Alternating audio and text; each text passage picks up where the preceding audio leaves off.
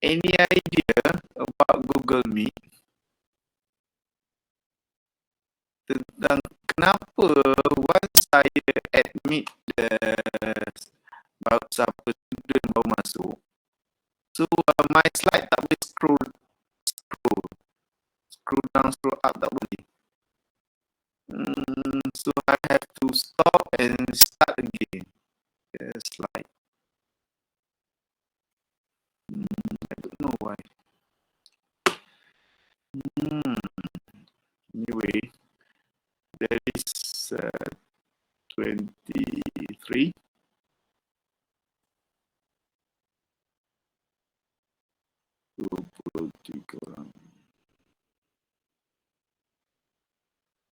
Alright. Baru 31 orang. Okay. Isma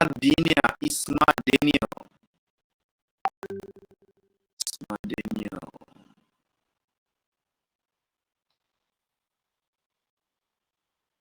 Nova.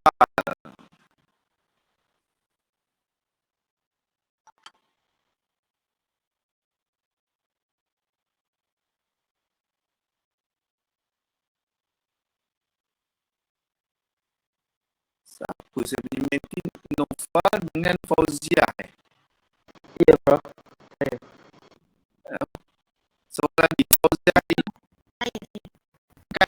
Kan? Fauzia. Panggil apa ni? Fauzia boleh, Zani pun boleh. Yang common dipanggil lah. Dua-dua common.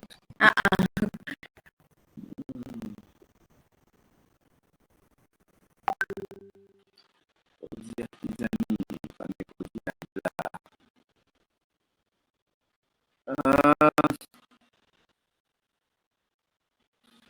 Mana lagi? Kita sudah 3 minit. Tunggu kejap Kita tunggu sampai habis. Nevin, berapa orang ni? 36 Nevin How many of you? 37. Yes. I thought it's 36. Ada tambahan baru ke?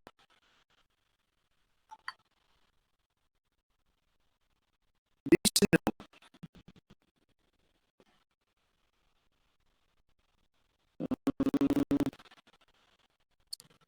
Right. Memang kita tu, bro. Alright. Okay. There is another 3 student lagi. Ada 3 pelajar lagi. So far, okay lah. Saya bagi 2 minit lagi untuk masuk. Tak nak ganggu susah saya nak scrolling slide. Kalau dia datang lambat. Alright. So, apa khabar semua?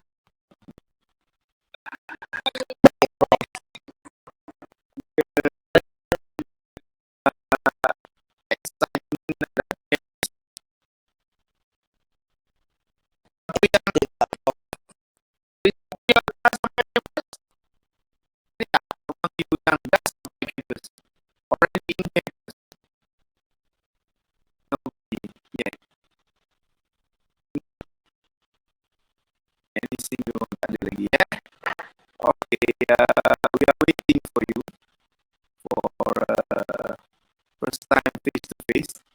But actually it's not just you. Your senior second year also we never face by face.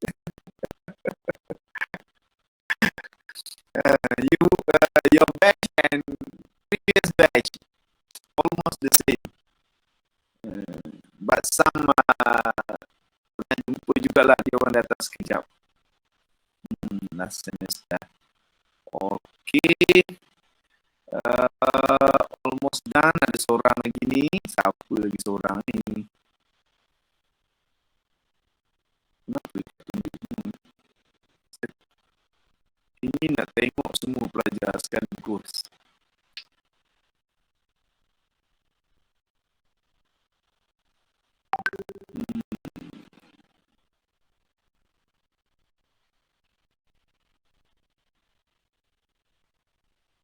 Di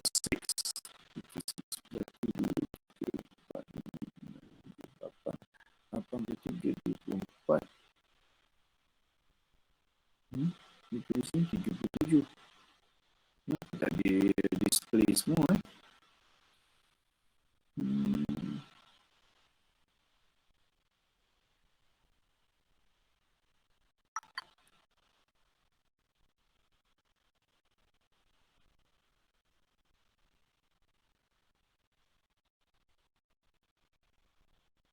Okay, ingat semua dah sampai. Ya.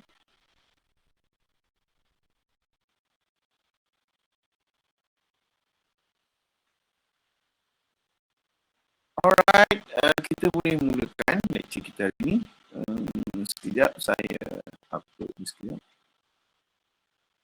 Hari ni about second lecture actually. Lecture 2 Porifera. Have you assessed the... Anybody have assessed apa tu? You can follow on the lecture note that is already there. You can get the soft copy.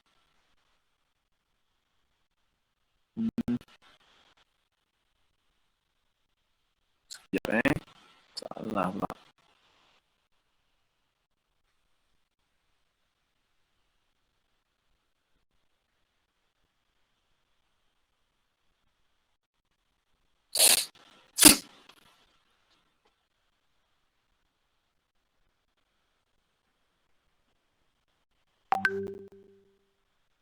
Okay.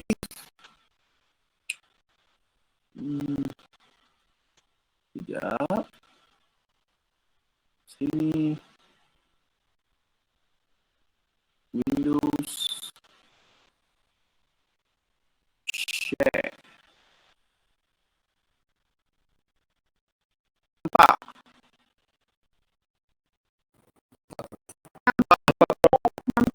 Nampak, Prof. Apa yang kamu nampak? Nampak your friend, very good friend, SpongeBob. I don't know why the shape is box, but the sponge never, the real sponge, not even single species have bentuk dia macam box macam ni Anyway, and then hari ni kita akan belajar mengenai Porifera. Porifera actually at least, alamak, siapa lagi belum datang? Ramai lagi lah belum masuk. Sudah 39? 38 pelik.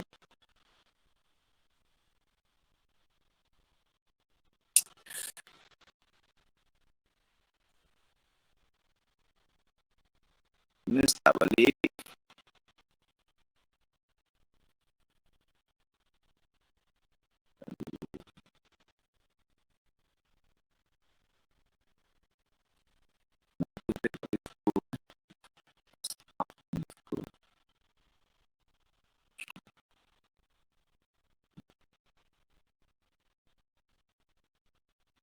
Nampak Nampak sekalian? Nampak, Prof.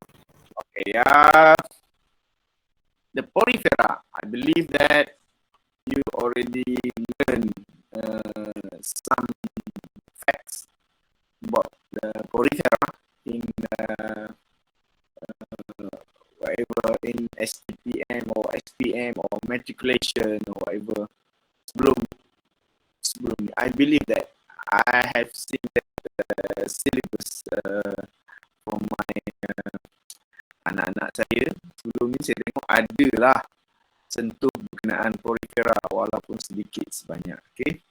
Anyway, but I also believe that what have been explain or being exposed to you quite limited. Alright, I believe that. And also I believe that not any single of you have experience touching with your bare hand. Pegang sendiri dengan tangan dan tengok rupa dia macam mana. Your life, in life. Ada? My assumption is right. Benar, Prof. Memang betul lah, memang tak pernah ni. Sponge yang kamu tahu mungkin kamu pegang ni sponge. Kalau kamu pergi dapur lah, kalau tak pergi dapur tak pegang sponge langsung lah. Okay, sponge basuh pinggan, whatever sponge, whatever you want to use it. Okay, that's why the shape sponge macam ni, this is not real sponge. This is artificial sponge. Okay. Sebab itulah belajar sponge, cerita sponge, bob ni, ikut shape ni. Sedangkan the natural sponge tak never shape bob. Never. Tak ada statistik. Tak ada. Right? And also sponge. Macam saya pernah satu ke pasal evolutionary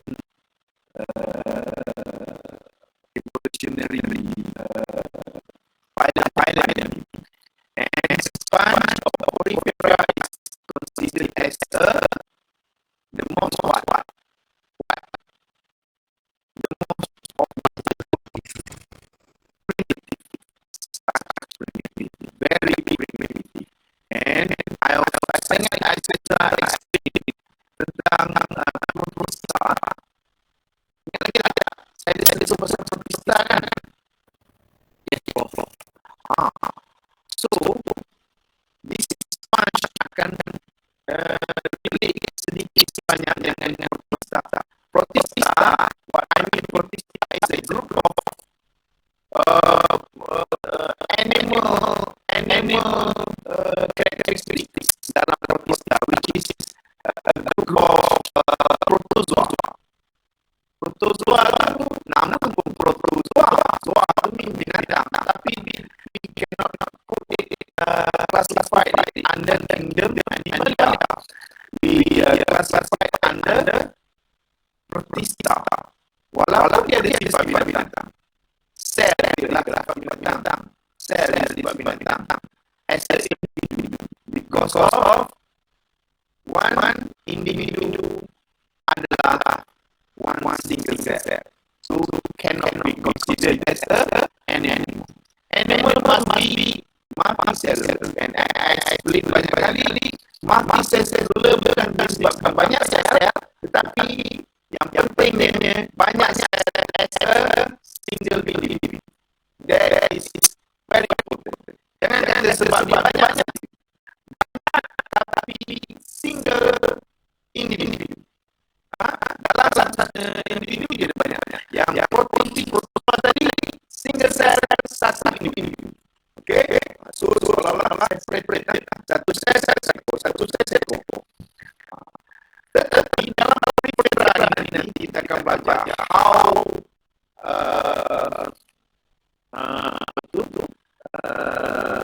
primitive sifat-sifat what kind of primitive karakteristik yang ada. Yang the obvious one, dia adalah dari tissue, tak ada apa. Dia almost single cell, tetapi lebih better. Very close to protozoa lah kalau macam tu. Tapi kita akan tengok sifat-sifat ini. Okay, anyway, ini adalah shape yang the real sponge. Sebahagian ada beribu 10,000 species of sponge dan macam-macam rupa sponge. Okay, ada bentuk macam ni, ada cabang macam-macam bentuk. So once again, this is an animal. How you explain to your mom this is an animal? When your mom or your friend you explaining this is an animal. anything you want to guess? Why is it classified as animal? How do you know it's animal? Tak boleh buat benda sendiri. Tak boleh buat bukan saya. How do you know dia boleh buat? Tidak. Macam mana dia nak tengok dia morphology luar mana? Oh, dia boleh buat makanan. Mana yang tahu dia buat makanan? Dia bukan boleh cakap. Oh, saya tak buat makanan. Mana ada? Dia bagi. Mati persel. Hai tumbuhan pun mati persel. So, no, I mean in physical morphology macam ni, shape macam tumbuh kayu. How you differentiate it tumbuh kayu? Oh, anak-anak yang punya susu. Oh, any structures. Kalau you jumpa pengalaman you akan kata, ini apa? Serpihan binatang ke, serpihan batu karang ke, serpihan ataupun tumbuh kayu bakau ke. How macam ni kan mungkin kayu-kayu bakau yang dah rosak. How you differentiate it? Ini dia memang tak berat, definitely tak berat. Bukan setakat tak berat, no respon. Dia sentuh dia pun dia tak berat. Dah ada kepala, dah ada tangan, tak berat lagi, tak apa, anything tak. Everything no. So macam mana kita nak tengok dia nak dia haiwan? We have to look at the cell.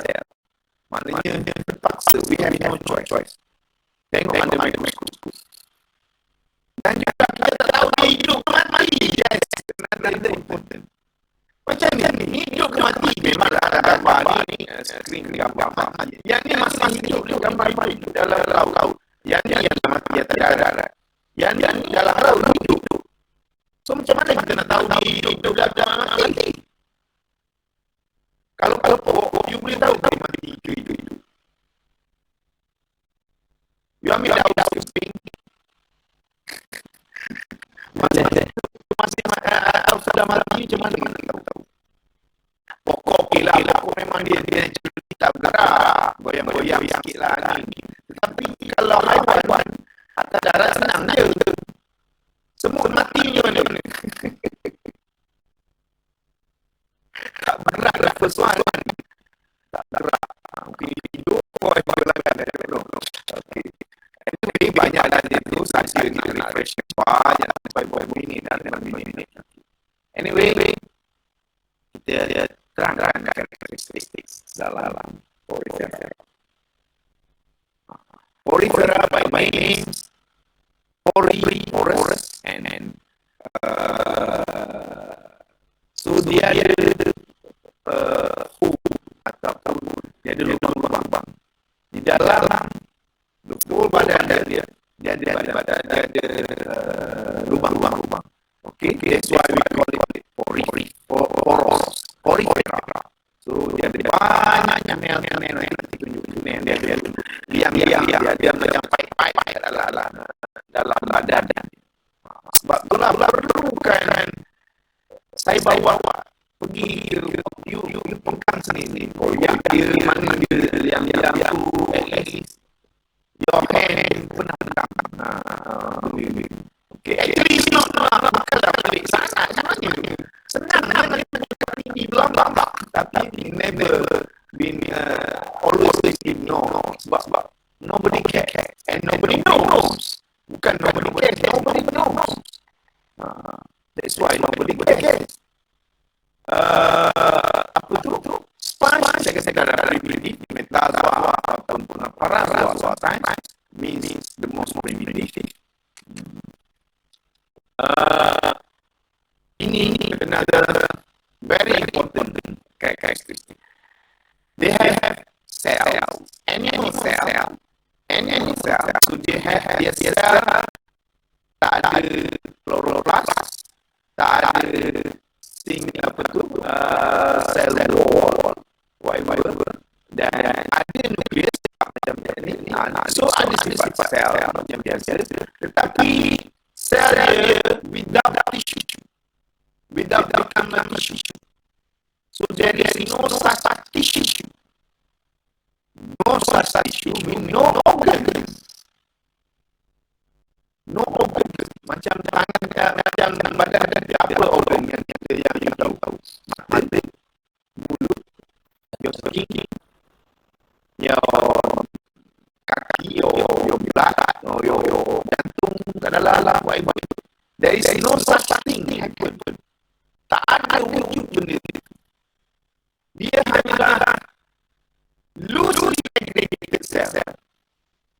Seolah-olah macam protista yang together.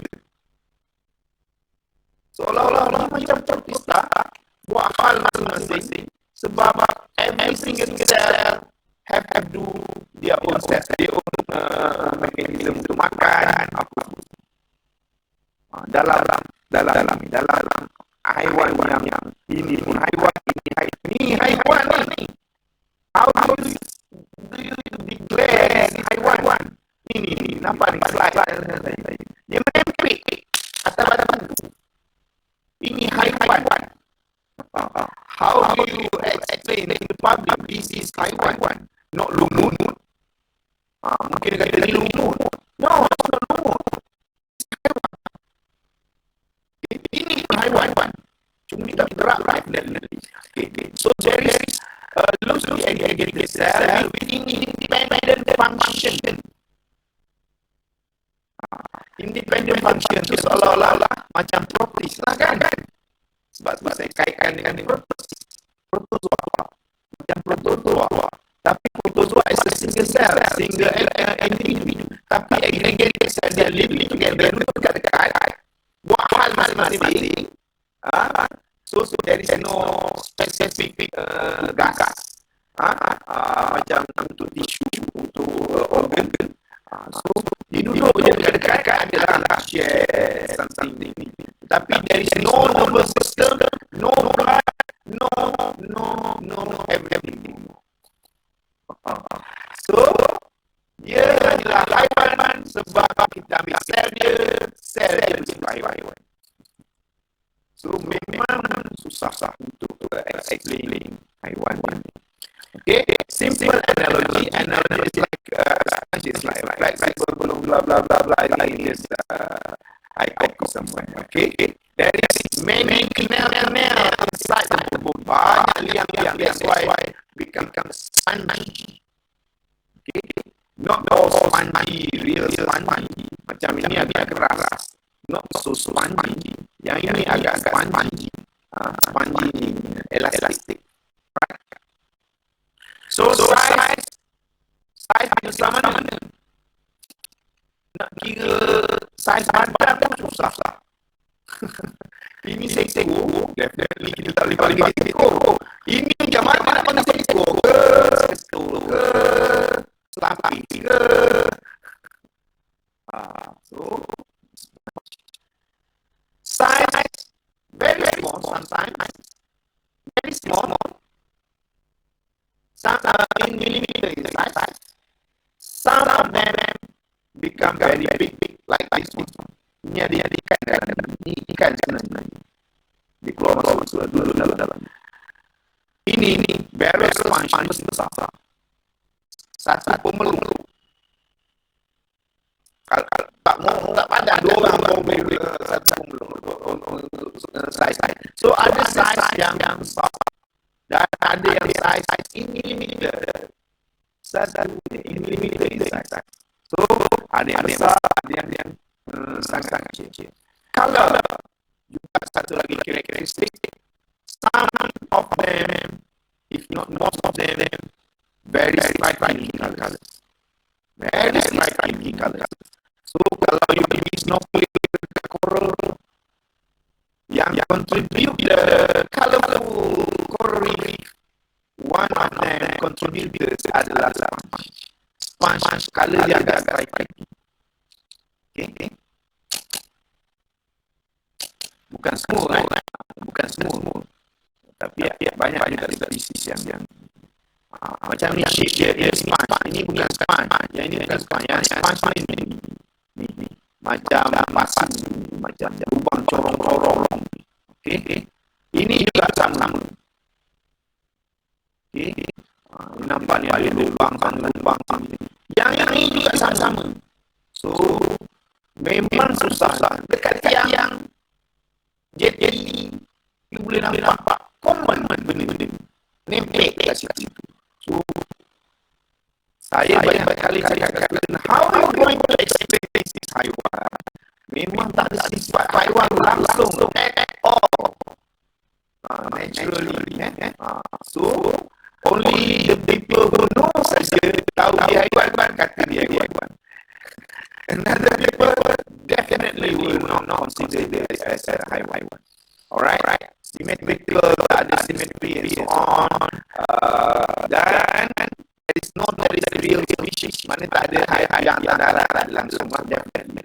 Sebab cara dia getting dia food makan or whatever we call it makan. There is no mulut. Ini bukan mulut. No mulut. There is no mulut. No mulut, no anus, no everything no. Okay. So nanti yang dia nanti kehidupan dia semuanya adalah aquatic and mostly tidak ada aquatic dalam air. They need to live in underwater. Mesti duduk dalam air.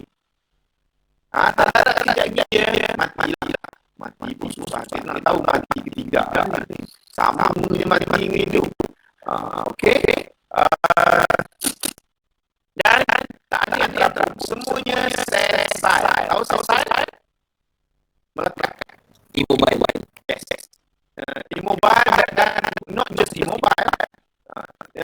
Melekat. Kalau immobile tengah tu dia duduk saja nanti banyak macam pet. Dia duduk dia macam very slow moving duduk. No. Ini permanently. Dia tak akan move at all. Macam CNN ni tahu CNN ni. CNN yang ikan dan fish tu. CNN tu bergerak tau. Dekat aquarium saya. Nanti saya tunjuk dekat aquarium saya. Satu aquarium tu. Kejap hari ni kat sini. Esok sudah duduk kat sana. Dia bergerak. Dia boleh move. Anemone ni bukan ikan. Anemone ni bukan rumah tu. Nanti boleh lah tengok anemone saya. Jaga belah-belah saya cacat lagi. Alright. Sponge.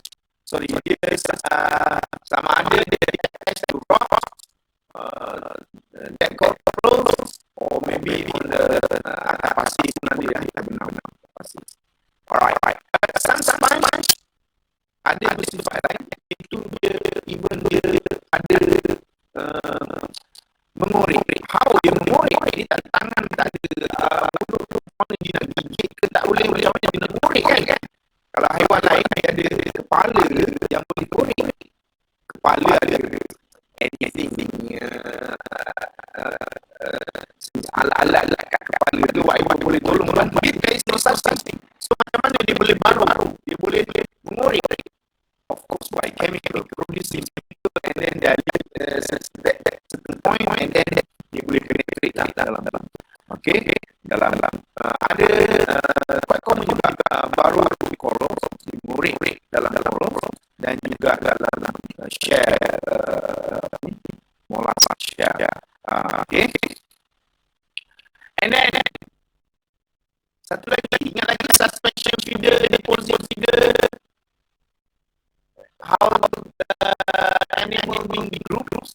Kita grouping animal by their feeding pools. Kadang-kadang. So, they are suspension feeders. What they mean?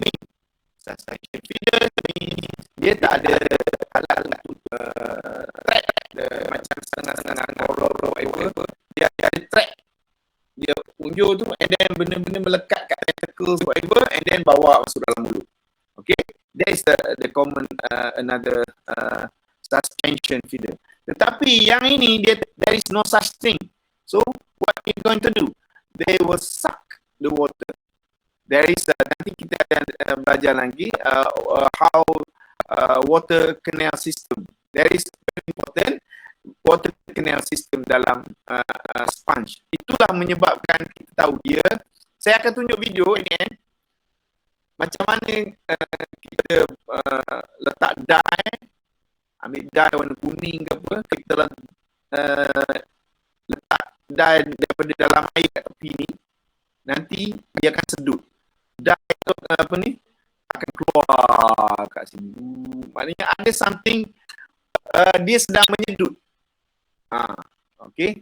Tapi sayang, saya tak ada spesimen ni. Saya akan cuba nak buat balik juga. Nak pergi outstation hujung minggu ni. Kalau sempat saya bawa balik, bolehlah kita tengok-tengok dekat dekat aquarium saya nanti. Kita sedut kalau lah boleh. Kadang-kadang payah juga degil ni. Okay, anyway, kat mana saya tadi? Dia suspension. Suspension mean apa yang suspended dalam air. Dia belum sampai ke bawah. Belum sampai ke sedimen lah. So, apa-apa yang terampai dalam ni, dia akan disedut, dimasuk. Kalau dia partikel organik, dia akan menjadi bahan makanan kepada kepada sponge ni. Alright. So, they feed on proteins, single cell, tentulah. Ni. Dan juga bakteria or detritus, whatever. Some sponge, symbiotic pun ada yang bersimbiosis, not many species. Satu lagi, regenerative power. Apa regenerative power? Dia boleh regenerate baru. Maknanya sponge tu, sebab dia susah nak panggil di seko apa tu. Kalau dia pecah tu, mungkin dah jadi dua. Yes. Kalau dia potong ni tak mati, dia dah jadi 2 ekor. Sebab kita tak boleh nak panggil di satu individu dekat mana. Susah benda ni. Macam kertas keping, koyak jadi 2 ekor. Hidup dia very simple. Dia kepala tak ada, apa pun tak ada. So, mana badan dia kan. Susah kita nak explain. Macam ni kan. Ini seekor ke 2 ekor ke? Apa ni macam ni kan? Satu kumpulan ke? Satu koloni ke? Nanti koloni ada cerita lain. Okay. Ini satu lagi ciri-ciri yang ada dalam dia, quite potential untuk medical and pharmaceutical studies because of banyak extraction bahan-bahan kimia untuk perubatan dan farmasi yang diekstrak daripada sponge ni. So sponge duduk je, dia banyaklah protection dia agaknya. So chemical protection dia banyak. So orang banyak paper studies orang ekstrak ni, tapi bukan semua spesies lah. Certain species, yes, ada orang culture lagi. Dah tahu dah sponge tu boleh produce something, they capture sponge tu untuk kemudian harvest dan extraction untuk pharmaceutical purpose. Sama ada antibacteria komponen ke whatever. Alright, how many species? Some books, some kata 7,000, some authors kata ada up to 1,000 species. I'm talking about species, bukan banyak-banyak. How diverse. So not many are freshwater, sedikit saja, few hundred saja marine, freshwater yang dekat sungai. Saya pun tak pernah jumpa. Saya freshwater species pun tak pernah jumpa. Sponge dekat sungai ke sponge dekat tasir, saya pun tak pernah jumpa. Yang jumpa dekat laut lah, senang kat tepi pantai apa semua, senang je sebenarnya. Alright. Ini lebih penting. Make sure hari ini kita habiskan part ini. Aquaferous system. Apa benda ni? Sistem aliran air yang ada dalam. Sebab dia ada liang. So liang porous ni, pores dalam lubang dengan liang sama ke? Liang whatever lah. Okay. Kenal dalam bahasanya kita panggil kenal dalam ni banyak sekali. So dah dalam air tentulah akan diisi dengan air. Dalam air laut diisi dengan air laut lah dalam liang-liang ni. Walaupun dia spongy, it kita tu keluar air, kita press, dia akan sedut balik air macam sponge. Due to there is no blood system as for transportation dalam macam dalam badan kita, transportation of what? Transport makanan, sebab makan masuk ke mulut dan dekat usus akan masuk dalam darah lah yang akan distribute ke seluruh kat mana penjuru sel yang dalam badan kita.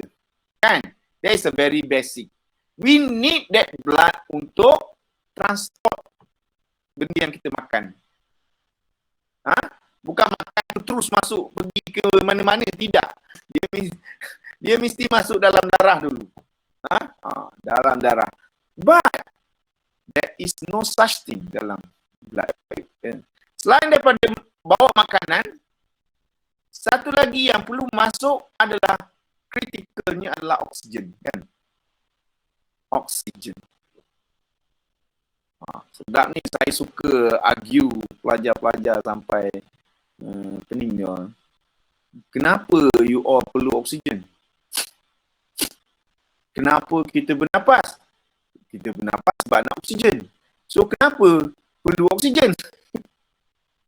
Sebab sel nak oksigen. So sel buat apa dengan oksigen? Let's argue. Sel buat apa? Kenapa kritikal sangat? Tak ada oksigen sampai mati. Sel nak buat apa dengan oksigen? Convert oksigen kepada energy. You belajar, ingin nanti belajar biologi sel, tak belajar kan? Dia, yes, convert itu agak jawapan yang tu. Tetapi kalau kita argue, dia bukan boleh convert pun. Oksigen bukan boleh convert pun. Dia adalah untuk oksigen, sifat dia apa? Pembakaran. Burning. Burn. So oksigen dalam sel pun burn. Macam api terbakar, macam bakar api.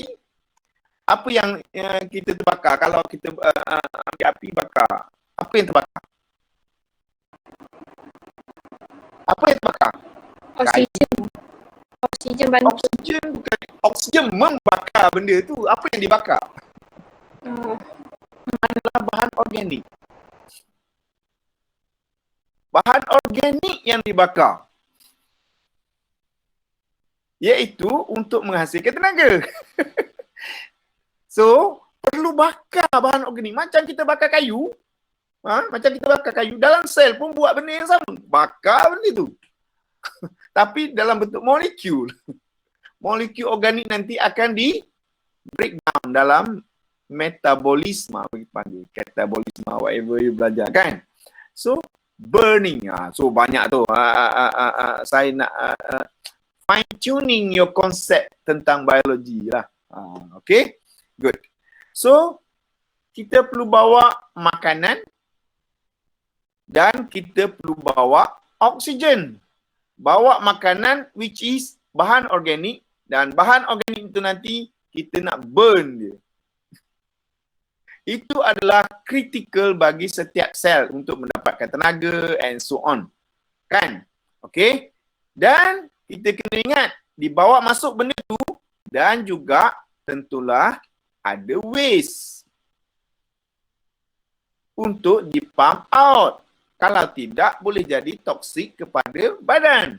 Macam kita ambil burn, kita burnkan metabolism kita burn bahan organik, burn whatever protein ada ni, kita akan jadi, you ada tukar, kalau karbohidrat, burn karbohidrat akan jadi apa? Air dan karbon dioksida. Kan? Betul? Betul. Pokok duk tukar air campur CO2 jadi glucose, CHO. CHO ni akan breakdown by oxygen. dibakar oleh oksigen akan jadi CO2 dengan air. Kan? CO2. Kalau benda bahan organik tu berprotein, dia akan jadi urea. Kan? You belajar kan? Urea apa semua kena, waste tu kena itu semua kita panggil metabolic waste. Kan? Waste. Kalau dalam kita, sistem kita, dalam darah, dia akan masuk balik dalam darah, masuk dalam vein dan dihantar ke mana?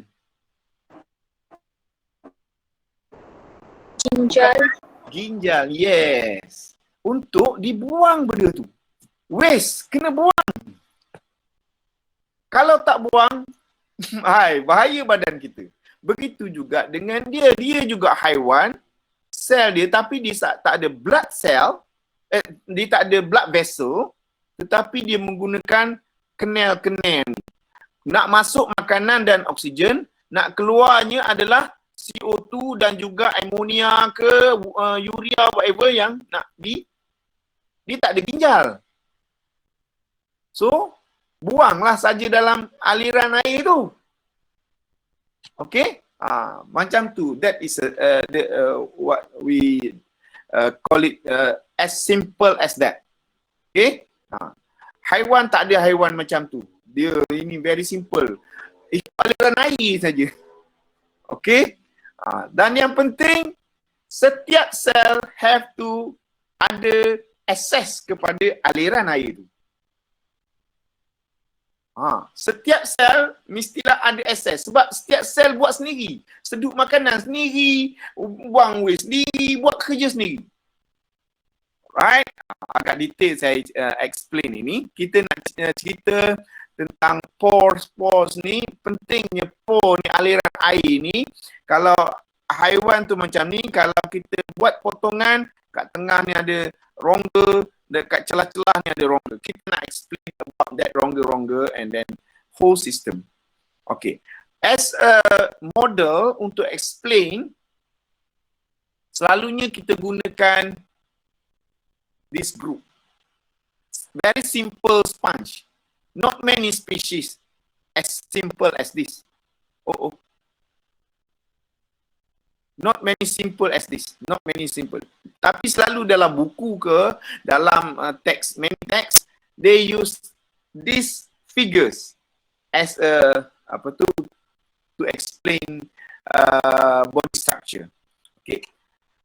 Sebelum kita pergi kepada apa benda tu, aliran-aliran air masuk keluar dan sebagainya, kita juga kena kenal apa sel-sel dalam sponge. Dia bukan satu jenis sel. Dia ada beberapa jenis sel dalam the whole body of sponge.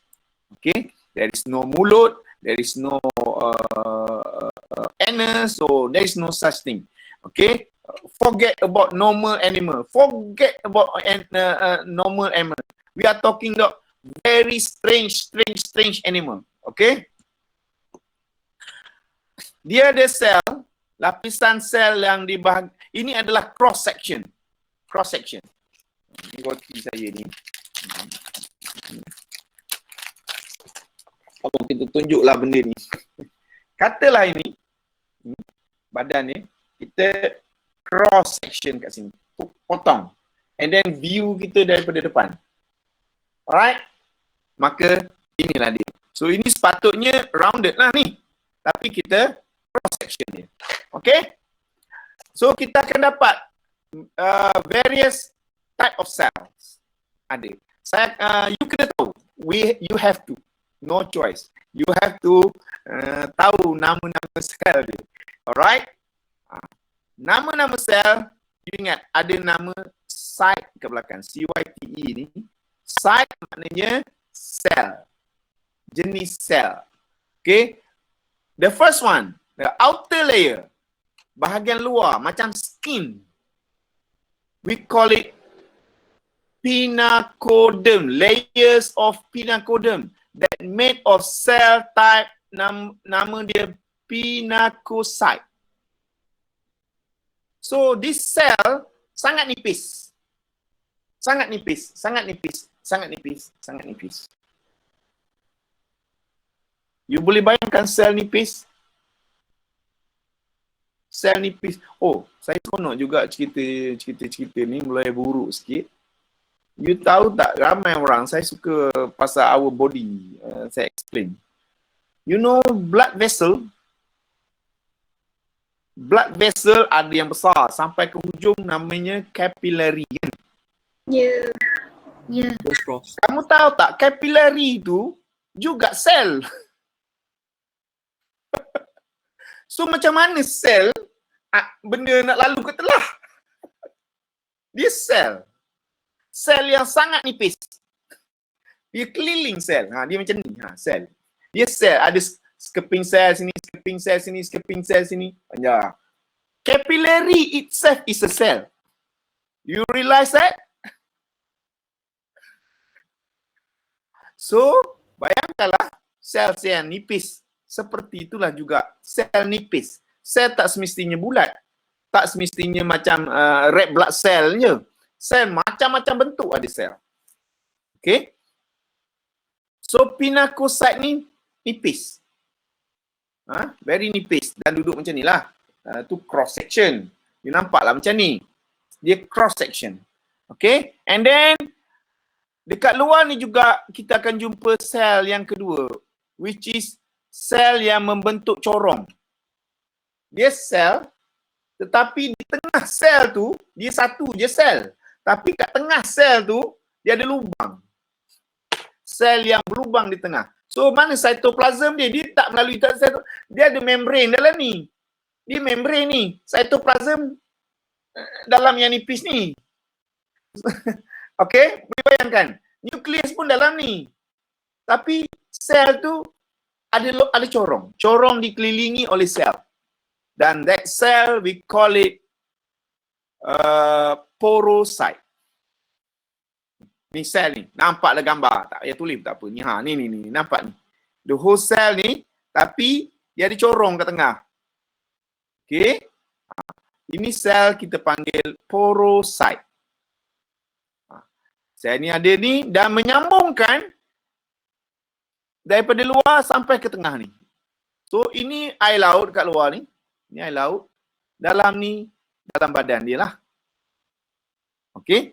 And then, satu lagi sel yang banyak, yang common adalah sel yang belah dalam dia ni.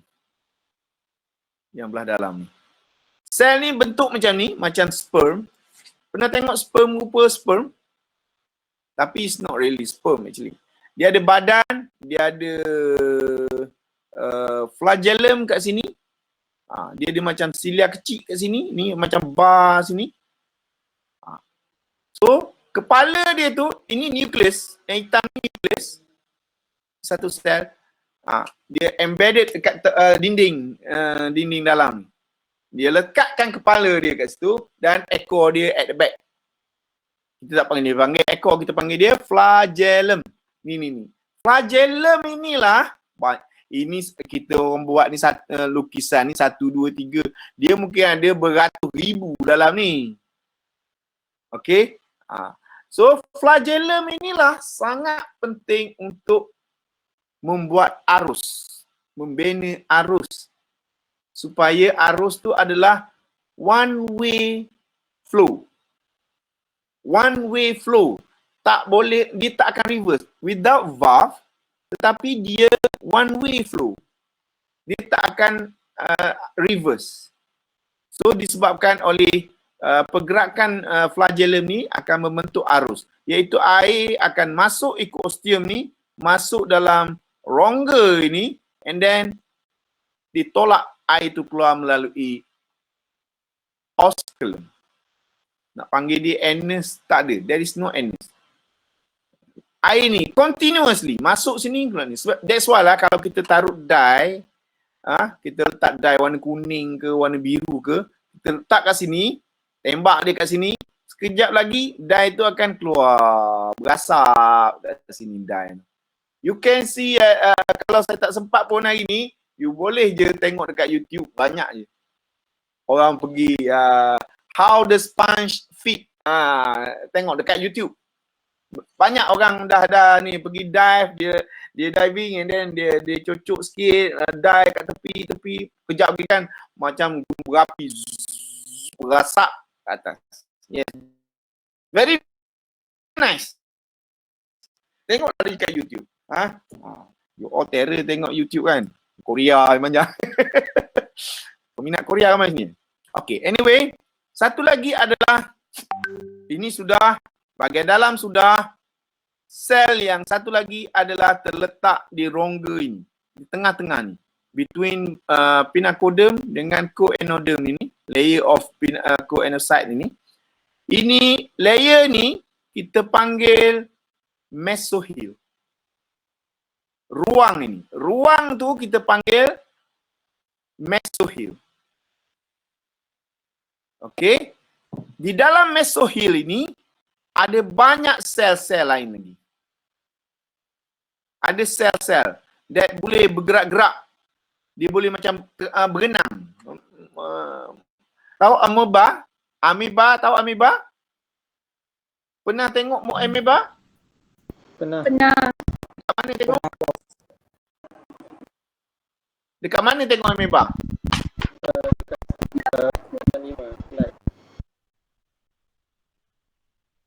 Kata tu pernah tengok dekat buku tak mau? Tengok dekat buku, tengok yang betul lah. Tengok amoeba, senang je pergi dekat YouTube berlambat dia. You all tak explore lah. Dekat YouTube berlambat lah. Pergi kat YouTube, tak ya amoeba, keluar lah. Macam-macam orang dah tunjuk dalam, bukan susah pun. Lepas ni you all pun boleh buat lah. Melayu punya ni version, Malaysian punya version tak banyak. Saya sendiri pun serendek, saya pun silap juga. Tahu tapi tak buat pun YouTube kan. Lepas ni you all boleh buat YouTube. Benda yang simple aja. Mak Saleh budak sekolah je buat YouTube tu. Kita je apa benda ni itu sikit lah, kurang sentimen saintifik tu kurang kot. Okay, sel-sel ini commonly call amoebocyte. Bukan amoeba saja, sejenis bentuk macam amoeba. Tapi dia amoebocyte ni adalah nama umum. Nama umum sebab shape dia macam amoeba. Sel berbentuk amoeba. Tetapi dalam dia macam-macam jenis sel of amoeba. Type of amoeba ni ada sclerocyte, spongocyte, nanti kita akan cerita lagi. Tetapi in general, sel yang di dalam mesohil ini dipanggil amoebocyte. Alright? Sel-sel dah siap.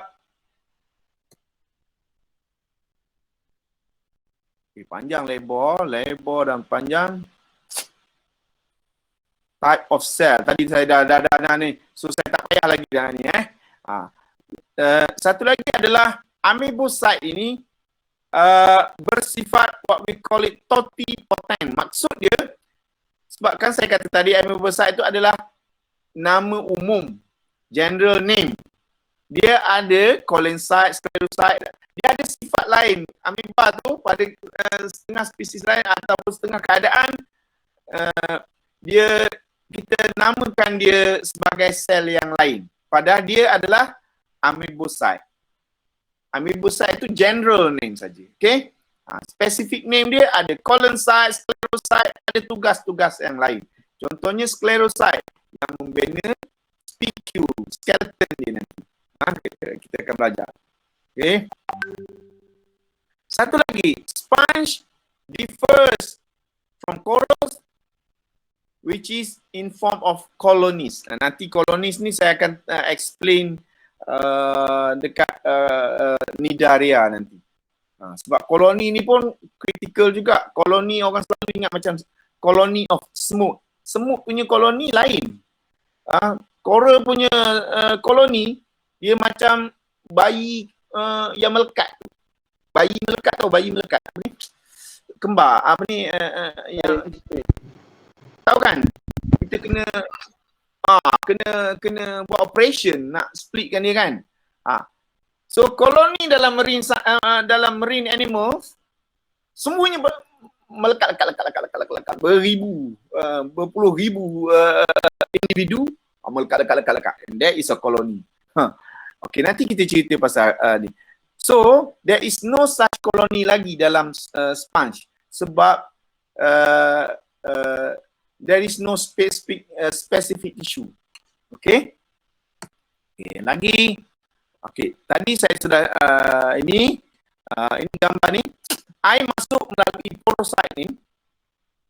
Bagi grup ini, air masuk melalui porosit, tak ada mulut untuk sedut, tetapi flagellum yang kat dalam ni lah yang buat aliran tu untuk force air ni masuk. Seolah-olah suction berlaku. Okey, ini adalah apa warna kuning ni? Pinacocyte. Kat dalam ni adalah amoebocyte. Ini amoebocyte, macam-macam jenis. Ada yang ni, amoebocyte yang dah specialized, nama dia sclerocyte.